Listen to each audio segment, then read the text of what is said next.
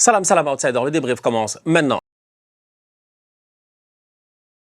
Tirage au sort Coupe du Monde 2026, c'est fait, c'est réglé, c'est bâché. Maintenant, c'est le moment de prier, de sortir les chapelets et de commencer à bien s'entraîner. Il va falloir se préparer. Cet été, ça va être très très chaud. Le tirage au sort nous l'a montré. À prime abord, dans ma tête, quand on m'a dit Coupe du Monde à 48, je me suis dit, il y a plein de petites nations qui vont venir se retrouver là-bas. Ça va être peut-être facile la phase de poule. Tu vas sortir rapidement de ton groupe. Le problème, il est simple, c'est que le football, il a changé. C'est ce que disait Kylian Mbappé. Et sincèrement, quand il le disait, nous-mêmes, on le savait déjà, le football, il a changé. Le football n'est plus le même. Aujourd'hui, il n'y a pas de petite équipe. Aujourd'hui, toutes les équipes se valent réellement à un certain niveau. Oui, il y a des têtes de série, oui, il y a des favoris, il y a des grandes nations et tout, mais les petits poussés ne doivent pas être considérés comme des petits poussés si tu n'as pas envie de te faire goumer. Si tu n'as pas envie de te faire taper, il faut respecter son adversaire. Donc, ceci étant dit, le tableau étant peint, on arrive au tirage au sort et je me rends compte que tout le monde est respectable.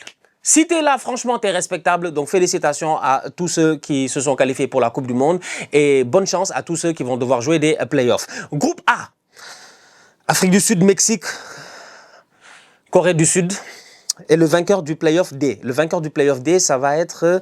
c'est quoi ce playoff-là? République tchèque, Danemark, Irlande et Macédoine du Nord. On va voir ce que ça va donner. Dans tous les cas, ça nous donne un groupe A avec un pays organisateur, le Mexique, qui a, je pense, la possibilité normalement de pouvoir sortir de ce groupe-là. Encore une fois, comme je disais en intro, au football, tout est possible. Donc attention à cette équipe sud-africaine-là. Attention à la Corée du Sud, qui a été une des meilleures équipes lors des phases de qualification dans sa zone. Ils ont fait 16 matchs, 16 victoires, ils ont tapé tout le monde, ils sont qualifiés sans aucun problème. Et attention aussi à l'Européen qui arrivera en play-off. Bref, c'est peut-être pas le groupe le plus attrayant de cette Coupe du Monde-là, mais ça reste quand même un groupe assez important avec un pays organisateur. Groupe B, Qatar, Canada, Suisse et le vainqueur du play-off A. Le vainqueur du play-off A, c'est entre l'Italie, le pays de Galles, la Bosnie-Herzégovine et l'Irlande du Nord, si je ne m'abuse. Donc du coup, tu te dis Qatar, Canada, Suisse, Italie, disons, c'est intéressant, c'est cool. J'espère que les Italiens vont réussir à se qualifier. Ça fait longtemps qu'on les a pas vus à la Coupe du Monde. J'aimerais les revoir à la Coupe du Monde.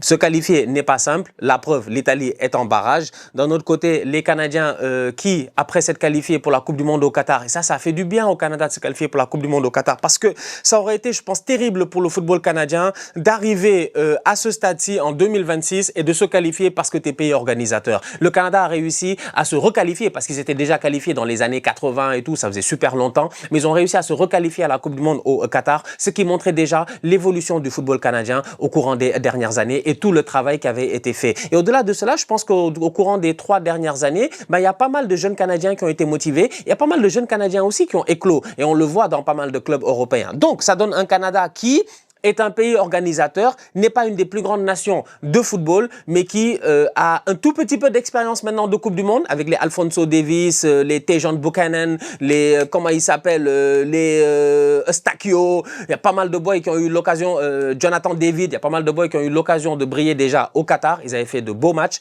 Donc on va voir ce que ça va donner.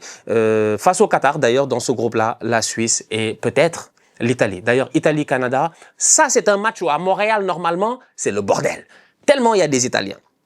Groupe C, Écosse, Maxos, Scott McTominay, Écosse, Brésil, Maroc, Haïti. Là, ça devient intéressant. Là, ça commence à partir un tout petit peu en coronesse. Là, ça devient intéressant. Pourquoi? Le Brésil, moi, j'en ai fait mon favori de la compétition. J'ai fait une vidéo avec Willou. Pour moi, ce Brésil de Carlo Ancelotti là est capable d'aller gagner la Coupe du Monde. Maintenant, le football n'étant pas une science exacte, tout est possible dans un match de football. Maintenant, Brésil-Maroc, j'ai hâte de voir. J'ai hâte de voir. Les Marocains, demi-finalistes de la dernière Coupe du Monde, ils avaient été chauds, ils avaient été incroyables. Les bandits de Darbeida, les bandits du désert. Je me rappelle très bien, les Marocains avaient traumatisé tout le monde. Ils étaient à la conquête du monde et ils avaient commencé par leurs voisins, les Portugais, les Espagnols. Là, ils vont jouer face aux Brésiliens. Brésil-Maroc, c'est déjà un match de gala. Le Brésil s'est entraîné lors de la dernière trêve internationale en jouant 2 nations africaines, 2 top nations africaines qui sont qualifiées à la Coupe du Monde, le Sénégal et la Tunisie. Le Brésil s'en est bien sorti. Donc, je pense que le Brésil est peut-être déjà prêt mentalement à ce qui les attendent face aux Marocains. Cette équipe de Walid Regragui, entre-temps, devra jouer la Coupe d'Afrique des Nations. Vont-ils la gagner ou pas à domicile? On va voir. Est-ce qu'ils vont faire une CAN incroyable qui va les propulser et les amener au mondial avec beaucoup d'énergie et beaucoup d'entrain aussi? Je ne sais pas. J'ai hâte de voir, mais ça promet. Haïti et Écosse, c'est un peu on va dire les outsiders de ce groupe-là. Est-ce qu'ils vont réussir, eux, à surprendre quelqu'un? Les Écossais, attention, une équipe assez dramatique. Ils se sont qualifiés dans des conditions dramatiques. Scott McTominay est au top de sa forme en ce moment en Serie A depuis qu'il est arrivé au Napoli la saison passée. Meilleur joueur de Serie A. Il y a pas mal de joueurs écossais aussi avec beaucoup d'expérience parce qu'ils ont eu l'opportunité de jouer en Première Ligue et tout. Donc, j'ai envie de dire aux Haïtiens de profiter de la ride. Franchement, sac passé, Naboulé, on se connaît. Franchement, les bandits haïtiens. Je dis, tellement d'Haïtiens à Montréal aussi. Ça va être incroyable. La Coupe du Monde des Haïtiens à Montréal, j'ai hâte de la voir. Je sens qu'elle va être incroyable. Ça va être top. Ça va être top. Ça va être top. Venez ramener votre pickles. Ramenez le pickles, mettez-le dans la sauce. Et enflammez-moi ce groupe-là. Bonne chance à Haïti qui pourrait peut-être créer des surprises. Mais franchement, les favoris du groupe restent quand même le Brésil, le Maroc et l'Écosse en petit outsider. Groupe D. Paraguay, États-Unis, Australie et le vainqueur du Playoff C. Alors, le vainqueur du Playoff C devrait être entre la Turquie, la Roumanie, le Kosovo et la Slovaquie. Disons que c'est les Turcs qui sortent avec les Arda Güler et les Kenan Yildiz. Ça risque de donner, donc là, du coup, un groupe assez intéressant, assez équilibré aussi, tu vois. Un groupe assez compliqué. Ce genre de groupe-là que moi, j'aime bien à la Coupe du Monde parce que j'ai aucune idée de ce qui va se passer. Paraguay, États-Unis, Australie et disons, tu mets Turquie, tout est possible. Franchement, tout est possible. Maintenant, la pression, elle tombe évidemment sur Mauricio Pochettino, coach des États-Unis. Pochettino, vous le connaissez, Tottenham, Paris Saint-Germain, Chelsea, rapidement, tout ça. Pochettino, au début avec les États-Unis, ça a été un peu compliqué. Là, apparemment, ça va un tout petit peu mieux. On va voir ce que ça va donner à domicile. Les Américains sont vraiment à domicile. Ils sont chez eux. Vous les connaissez. Ils auront à cœur d'aller faire la meilleure compétition possible. Non seulement en termes d'organisation, mais aussi en termes de football. À côté, tu as des Paraguayens avec des joueurs quand même assez intéressants qu'on connaît aussi, qu'on a l'habitude de voir le week-end. Les Australiens, on ne sait jamais, ils sont toujours qualifiés dans leur zone. Dans tous les cas, ils font partie des meilleurs. Ils sont toujours qualifiés. À chaque fois qu'ils arrivent à la Coupe du Monde, ils sont rarement très ridicules et ils sont très combatifs. Donc franchement, ça peut être un groupe très compliqué, ce groupe D-là, pour les Américains. Je pense que ce ne sera pas facile. Franchement, ce sera peut-être pas facile. Je vois beaucoup d'équilibre dans ce groupe. Groupe E. Côte d'Ivoire. Germanie, Équateur, Curaçao. Ouais. Alors, Curaçao déjà, Curaçao, Amérique centrale, c'est cool, franchement, ils se qualifient, c'est sympa, c'est mignon. Petite île, j'ai envie de dire un peu peut-être comme le Cap-Vert. Tout est possible, hein, ça reste du football, ils se sont débrouillés, ils sont bien qualifiés.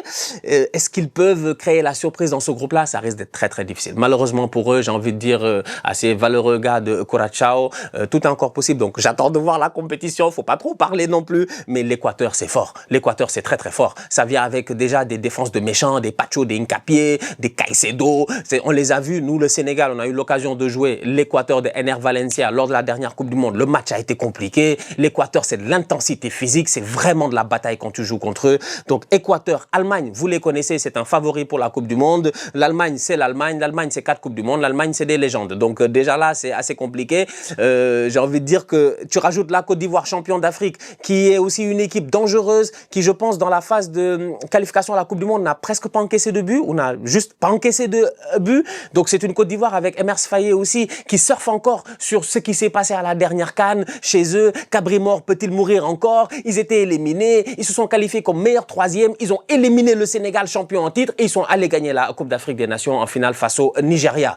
C'est une équipe de Côte d'Ivoire que moi, personnellement, pour avoir passé la dernière fois 35 jours à Abidjan, en Côte d'Ivoire, pour regarder la Coupe d'Afrique des Nations, je me méfie de ce peuple-là. Ils sont capables de tout et ils sont capables de ne pas zailler, c'est-à-dire de ne pas déconner. Donc, cette équipe de Côte d'Ivoire-là face à l'Allemagne, ça c'est un des matchs que j'ai hâte de voir. Côte d'Ivoire, Allemagne et Équateur, Côte d'Ivoire et Équateur, Allemagne. Franchement, dans ce groupe-là, tous les matchs, ils m'excitent déjà. Donc, j'ai juste hâte de voir. Donc, c'est pour ça que je dis à Curaçao.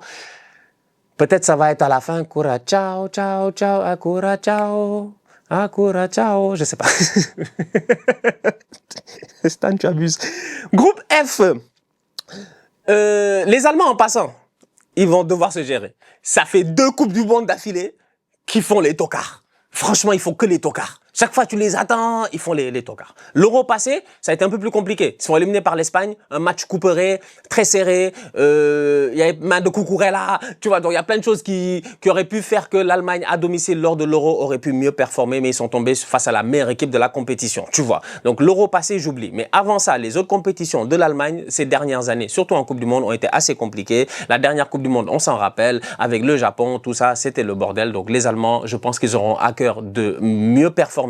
Avec Nagelsmann, en plus de ça, qui est un jeune coach que vous connaissez, un jeune coach dynamique, dangereux, qui a peut-être envie d'insuffler un nouveau souffle dans cette équipe d'Allemagne-là, qui était un peu fatiguée quand même. Je pense que s'il trouve la bonne balance entre les jeunes Allemands pertinents qu'on a en ce moment et qu'on voit en ce moment en Bundesliga ou à travers l'Europe, et les plus expérimentés, c'est-à-dire les Joshua Kimmich, les Jonathan Tah, tous ces joueurs-là qui ont un peu plus d'expérience, je pense qu'il y a moyen de faire quelque chose. Je pense qu'il y a moyen pour cette équipe nationale d'Allemagne de faire quelque chose. Ça reste l'équipe de Moussiala, l'équipe de Serge Gnabry, un Leroy Sané qui, en club, on peut se dire que sa situation a été compliquée, mais en équipe nationale, il réussit quand même à performer. Donc, j'ai hâte de voir. J'ai vraiment hâte. Et surtout, ils ont un attaquant. Woltemade. Donc, ouais, ça promet de donner une belle Coupe d'Afrique une belle Coupe du Monde. Parce qu'il y a la CAN qui arrive. C'est ça, dans ma tête, j'ai que la CAN, une belle Coupe du Monde. Mais j'ai vraiment hâte de voir ce groupe-là. Et surtout, l'Allemagne, Côte d'Ivoire. Groupe F, donc je disais, Tunisie, Pays-Bas, Japon et vainqueur du Playoff B. Alors, Playoff B, c'est Ukraine, Suède, Pologne, Albanie. Ukraine, Suède, Pologne, Albanie. Disons que les Suédois, ils se gèrent Gyökeres, Isaac, ou les Polonais avec les Lewandowski. Peut-être les Suédois, ils sortent. Donc, je me dis, allez, vas-y, mettons la Suède ou la Pologne pour le fun. C'est pas dire que je manque de respect aux Ukrainiens ou aux Albanais, mais bon, voilà. Tunisie, Netherlands, donc Tunisie, Pays-Bas, Japon. Déjà, ça, c'est très chaud. Tunisie, ils sont chiants. Moi, comme j'ai l'habitude de les appeler, c'est pas moi. Dans ma tête, quand je vois la Tunisie jouer, c'est des Italiens.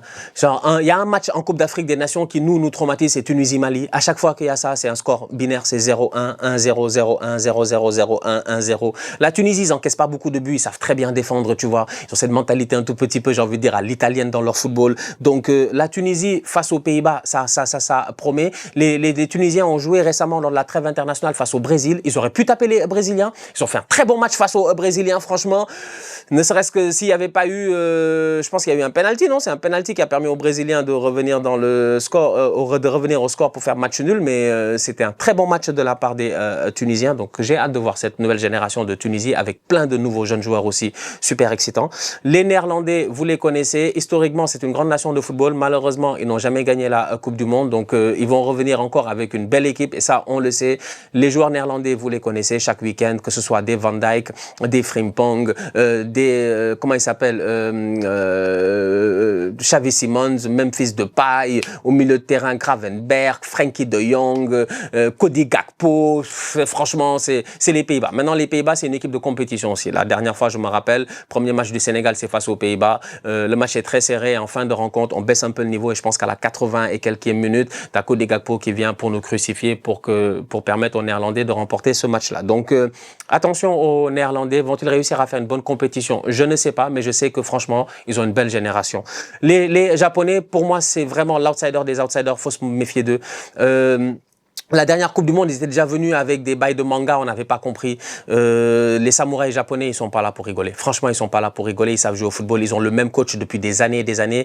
Et comme on discutait hier avec Wilou, le coach du Japon a aussi coaché les U23. Il a eu l'occasion de les accompagner. Donc, il a accompagné les jeunes là, les Kubo, machin et tout, pour les amener en équipe A. Et en équipe A aussi, il a réussi à les faire performer. Le Japon a battu le Brésil lors de la trêve internationale du mois d'octobre, si je ne m'abuse, en faisant une remontada. Ils étaient menés au score. Ils sont revenus au score. C'est une équipe qui est juste dangereuse à jouer. Je me rappelle encore du Japon à la dernière Coupe du Monde. Je me rappelle encore des matchs du Japon, de comment ils ont réussi à renverser la plupart des rencontres en quelques minutes seulement. Ils ont une manière de jouer qui est ultra vive, qui est ultra rapide. Ils ont un football direct.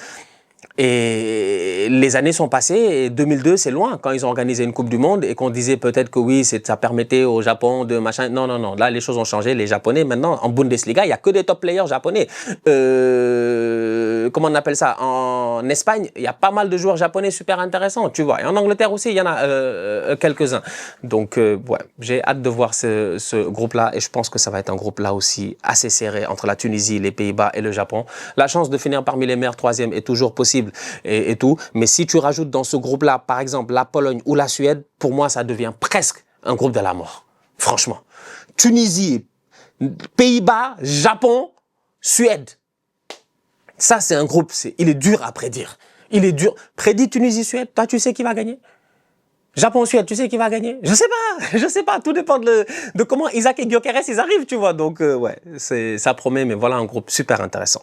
Groupe G, Égypte, Belgique, Iran, Nouvelle-Zélande. Alors Égypte, Mohamed Salah, Belgique, Kevin De Bruyne, Iran, ils sont là à chaque Coupe du Monde. Franchement, ils sont super intéressants. Je les ai bien aimés à la dernière Coupe du Monde d'ailleurs, les Iraniens. Un beau match, je pense, il me semble, face à l'Angleterre, face aux États-Unis. Tout ça, c'est dans un groupe assez pertinent. Et la Nouvelle-Zélande, vous connaissez leur attaquant, Chris Wood, Nottingham Forest, grand attaquant de Première Ligue, 1m95, buteur hors norme, dangereux. Donc, qu'est-ce que nous préparent les Néo-Zélandais? Qu'est-ce que nous cachent les Néo-Zélandais? Pour le moment, je ne le sais pas encore. Mais là, encore une fois, je trouve que c'est un groupe qui peut être très, très disputé. La Belgique, c'est une belle équipe, mais la Belgique, lors des dernières compétitions internationales, ça a été compliqué. Maintenant, ils ont lâché certains de leurs joueurs. Il y a certains tontons, certains anciens. Je pense qu'on va plus voir des Vertonghen, des Alderweireld et puis tout cela. Donc, il y a certains anciens qui sont partis. Maintenant, il y a des nouveaux qui sont là. C'est une équipe amenée par Jérémy Doku. C'est vrai que tu n'as peut-être pas le Kevin De Bruyne. En plus, il est blessé en ce moment. Donc, j'espère qu'il va être capable de revenir et de retrouver le niveau et d'être en bonne santé. Mais pour moi, c'est un groupe, là, encore une fois, très, très serré. Et c'est pas parce que tu es la Belgique que ça veut forcément dire que tu vas sortir premier de ce groupe-là. Attention à l'Égypte, qui est une équipe qui revient en forme, qui risque de faire une belle Coupe d'Afrique et qui a en attaque deux joueurs tout simplement sensationnels, Marmouche et puis Mohamed Salah. Donc, ouais, là encore une fois, le groupe G est pour moi, à mon humble avis, un groupe assez compliqué. Faut pas sous-estimer les Iraniens. Faut pas sous-estimer les Iraniens. Pour les avoir vus là, au Qatar, là, la dernière fois, si la tendance, elle s'est maintenue, et vu qu'ils sont requalifiés, c'est-à-dire que la tendance a dû se maintenir, c'est une équipe qui est devenue peut-être encore beaucoup plus forte et beaucoup plus chiante à jouer. Groupe H, Arabie Saoudite, Espagne, Uruguay, Cap-Vert. Ça, c'est un groupe de la mort. Pourquoi? Parce que l'Arabie Saoudite, ça vient avec Hervé Renard et vous le connaissez. Vous devez scared de Messi. De pressing de Messi. On se rappelle tous de cette mi-temps incroyable, franchement, entre l'Arabie Saoudite et puis l'Argentine, où Hervé Renard pète un câble dans le vestiaire. T'as le traducteur qui est là en train de traduire en arabe, Renard qui est là en train de parler en anglais, en disant vous avez peur de Messi, vous voulez des autographes de Messi, vous voulez le maillot de Messi, vous voulez suivre Messi. Je sais pas ce qu'il avait dit. Il les avait tellement engueulés qu'ils sont venus et ils ont gagné le match. Les Saoudiens avaient battu devant la stupéfaction internationale l'Argentine lors de la dernière Coupe du Monde en match d'ouverture de leur groupe. Donc, les Saoudiens, je ne sais pas. Leur championnat continue à évoluer et il évolue bien. Le championnat saoudien prend du niveau avec la qualité des joueurs qui sont là-bas. Ce qui veut dire aussi que ça doit sûrement déteindre sur les joueurs locaux saoudiens qui eux aussi doivent apprendre énormément. C'est des boys qui jouent la majorité, je pense, tous dans leur championnat. Donc, automatiquement, ça me donne cette osmose-là. Avec Hervé Renard, on le connaît, à la Coupe du Monde, les grandes compétitions, il aime bien. Entre-temps, il a eu le temps d'aller aux Jeux Olympiques avec la France, de revenir. Et j'ai hâte de voir ce que ça va donner. L'Espagne, favori numéro 1 avec Lamine Yamal et tout, j'ai pas besoin de parler, on va voir, ils ont intérêt à se gérer et à aller gagner la Coupe du Monde. L'Uruguay, ça risque d'être super intéressant là encore une fois, belle équipe de l'Uruguay avec des Fede Valverde, des boys dangereux. Espagne-Uruguay, c'est un match bien Liga, bien intéressant, tu vois, ça peut être cool. Et le Cap-Vert, c'est peut-être l'outsider vraiment de ce groupe-là, celui qui a le moins d'expérience en Coupe du Monde, mais c'est une équipe qui est, j'ai envie de dire, les Cap-Verdiens sont, ils sont imprévisibles, tu vois. Je pense que c'est les requins capverdiens, ils sont imprévisibles. En fait, tel un requin, il peut surgir à tout moment. Donc, c'est un paradoxe dans pour le Cap-Vert. Ils sont pas qualifiés pour la Coupe d'Afrique, mais ils sont qualifiés pour la Coupe du Monde. Donc, la non-qualification pour la Coupe d'Afrique a dû vraiment les motiver pour la qualification pour la Coupe du Monde parce qu'ils étaient dans un groupe assez difficile pour les qualifs de Coupe du Monde avec le Cameroun, qui est une des nations africaines qui a fait le plus de Coupe du Monde. Donc, il y avait vraiment du stock dans ce groupe-là. Mais les Cap-Verdiens s'en sont très bien sortis. Donc, ouais, hâte de voir ce groupe. Je pense que ça va être très cool. Uruguay, Cap-Vert, Espagne, Arabie Saoudite. Le Espagne-Uruguay et le Espagne-Cap-Vert et le Espagne-Arabie Saoudite, les 3 matchs, moi déjà, ils m'intéressent. Et les rencontres entre eux m'intéressent grandement. Donc, hâte de voir. Groupe I. Ça va être difficile ça. Alors, on est arrivé enfin dans le groupe de la mort. Ça, c'est officiellement, je pense, le groupe de la mort parce que le playoff 2, c'est Bolivie, Suriname, Irak. Alors, Bolivie, Suriname, Irak. N'importe lequel des 3 que tu prends, le problème n'est pas là. Le problème, c'est les 3 autres qui sont là. T'as une des équipes les plus fortes du chapeau 1, la France, vice-championne du monde. L'équipe la plus forte du chapeau 2, je pense, ou une des équipes les plus fortes du chapeau 2, si tu prends le Sénégal, le Maroc, la Norvège. Pardon, une des équipes les plus fortes du chapeau 2, excusez-moi, le Sénégal, le Maroc, je pense que c'était, ouais, Sénégal-Maroc, c'était les équipes les plus, peut-être, hein, il me semble, c'était ça. Je prends le Sénégal-Maroc, et tu te tapes la Norvège. En fait, c'est simple, on s'est tapé la Norvège. Jusqu'à présent, moi, ça me traumatise. C'est pour ça que je préfère parler des autres groupes, parce que ça va être compliqué. France-Sénégal, déjà, c'est un match émotionnel. C'est un match émotionnel très important. Pourquoi? Parce qu'on était en 2002, le Sénégal vient de se qualifier pour la première Coupe du Monde. Le Sénégal joue son meilleur football depuis presque 2 ans. Le Sénégal, non seulement se qualifie à la Coupe du Monde dans un groupe extrêmement difficile, il y a Maroc, Algérie, Égypte, je sais même plus c'était qui le 3e, genre c'était une équipe d'Afrique australe, c'était un groupe, vraiment un groupe de la mort. Maroc, Algérie, Égypte, on a fini premier. Genre c'était une dinguerie, les El Hadji Diouf, les Fadiga, les Henri Camara. Le tirage au sort arrive, tu joues face à la France, premier match, tu tapes la France. Mais avant ça, tu as fait une finale de Coupe d'Afrique que tu as perdu face au Cameroun, donc tu étais sur une belle année où à la CAN, tu avais superment bien performé, tu perds face au Cameroun au penalty, c'est crève-cœur, c'est dommage, c'est ton capitaine qui rate son penalty, Aliou Cissé, l'histoire le récompensera plusieurs années plus tard parce qu'il sera le premier coach à remporter une Coupe d'Afrique des Nations pour le Sénégal. Il s'est passé vraiment beaucoup de choses en fait, tu vois. Donc 2002, c'est une grosse année pour n'importe quel Sénégalais. Tu nous arrêtes dans la rue, même pas... Je dis bien, tu nous arrêtes dans la rue, même pas tu as besoin de beaucoup parler, tu nous dis 2002, on te dit yeah, Sénégal. On était chaud, on était très très chaud et on a ce souvenir imprégné dans notre tête. Maintenant, on est 2002-2026, on est 24 ans plus tard. 24 ans plus tard, il s'est passé beaucoup de choses, franchement. Il s'est passé énormément de choses. Il y a des boys qui sont nés en 2002 et qui sont en train de regarder la vidéo là aujourd'hui, tu vois, incluant genre mon petit frère, ma petite sœur, machin, qui sont nés genre un peu avant 2002, 2000, 2001, 2002, 2003. Donc les choses ont changé. La France, elle est très très forte, franchement. Elle est très très forte. C'est une excellente équipe de football. Maintenant, est-ce qu'ils vont être capables, avec Didier Deschamps, de ne pas faire la compétition de trop? Est-ce qu'ils vont être capables de se gérer? Est-ce qu'ils vont être capables d'aller et de remporter la compétition alors que ça fait 2 fois d'affilée avec Deschamps qu'ils vont en finale, dont une victoire et une défaite la dernière fois face à l'Argentine? Ça reste une équipe de France qui a Kylian Mbappé, qui a Olysée, qui a les Barcola, les Ousmane Dembélé, les machins, les Manu Koné, les, je sais pas, les Upamecano, les Saliba, ils ont une équipe qui est juste incroyable. C'est une équipe FIFA, tout le monde overall au-dessus de 80. Maintenant, le Sénégal, entre-temps aussi, il a évolué. On est passé à travers une période de vache maigre, vraiment très très maigre. On était des tocards de chez les tocards, 2008, 2010, 2012, 2014, ça a été compliqué.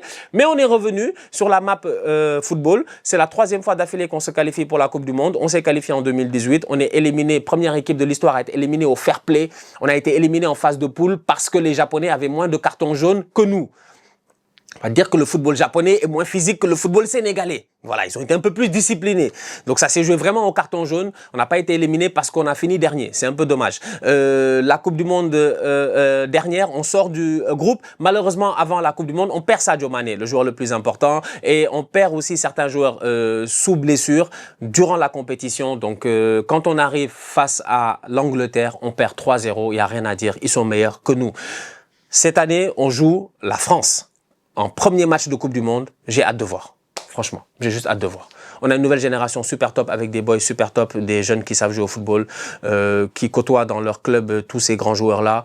Donc, je veux dire, Kylian Mbappé ne fait pas peur normalement à un Pape Gueye. Il a l'habitude. Villarreal, Real Madrid, on a vu Pape Gueye aller au Santiago Bernabéu et sortir des belles performances. Tu vois, Lamine Camara de Monaco ne doit pas avoir d'inquiétude par rapport à certains joueurs qu'il peut avoir devant lui. La même chose pour les boys les plus expérimentés. Edouard Mendy, Kalidou Koulibaly, Moussa Niakhaté. Donc, il y a pas mal de joueurs. Ismaël Sarr, Iliman Ndiaye qui arrive au top de sa forme, Habib Diarra qui a fait feu et flamme à Strasbourg, qui a été capitaine et tout. Je pense qu'on a vraiment une belle équipe de football, on a une belle ossature et c'est le moment pour cette jeune génération-là de faire honneur aux plus vieux et d'aller taper la France. C'est tout.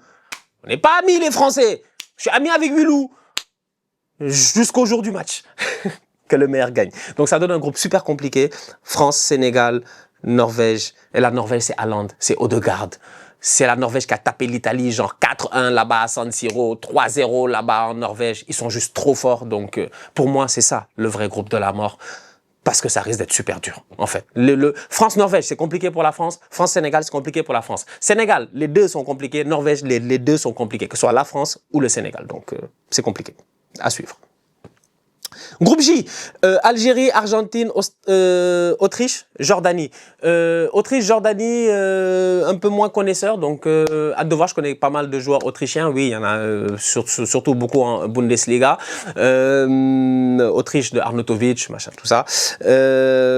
Jordanie, je connais un peu moins, mais j'ai hâte de voir. Comme je dis, je me méfie grandement de la plupart de ces équipes-là, qui peuvent être considérées comme des petites équipes, parce qu'aujourd'hui, le football, il n'y a plus de petites équipes.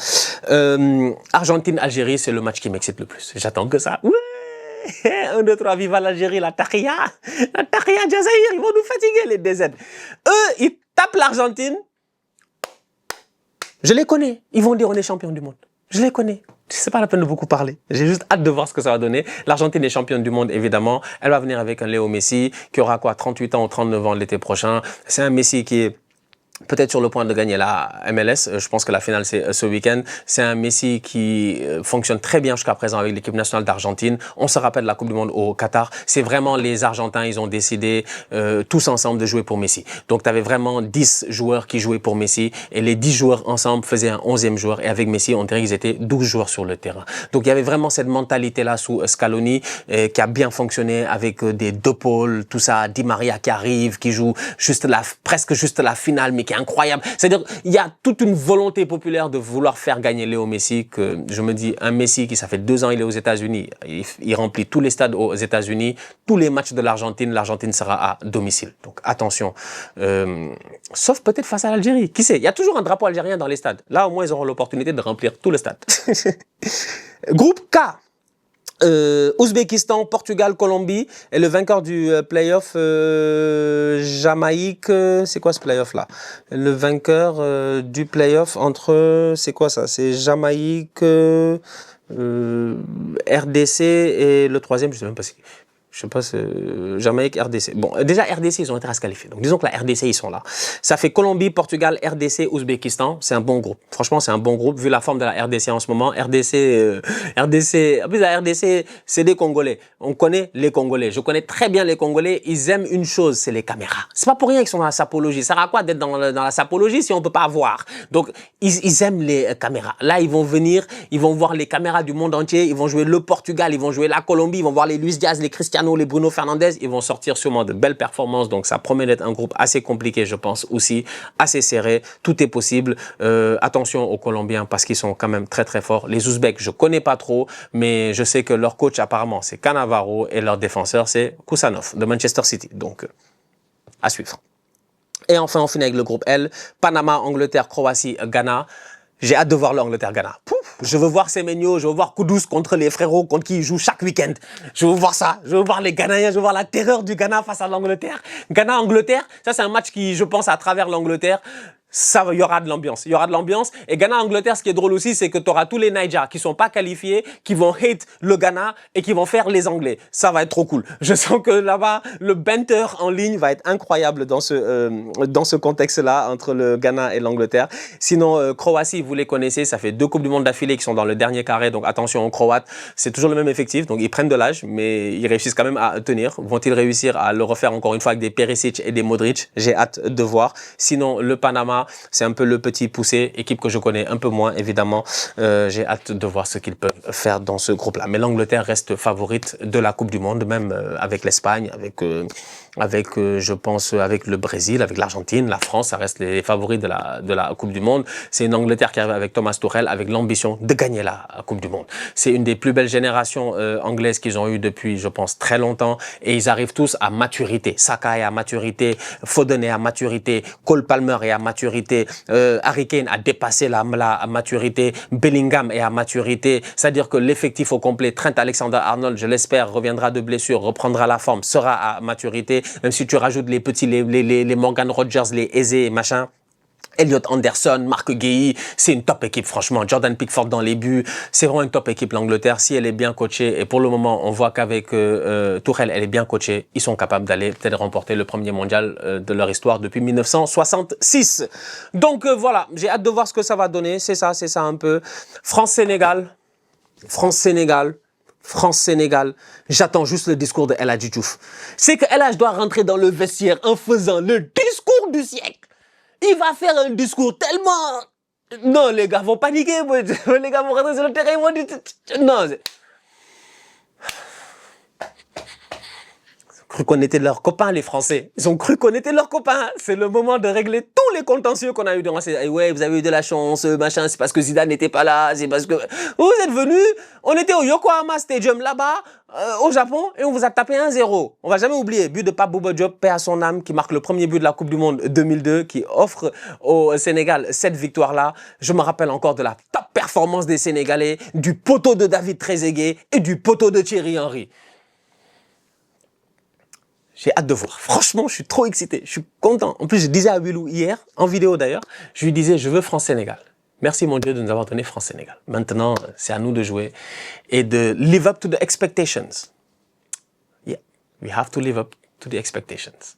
La famille, on se capte très très bientôt pour une nouvelle vidéo. D'ici là, continuez à liker, on continue à partager. On s'abonne, on s'abonne, on s'abonne. On est ensemble, on reste en santé, toujours le plus important. Tous outsiders.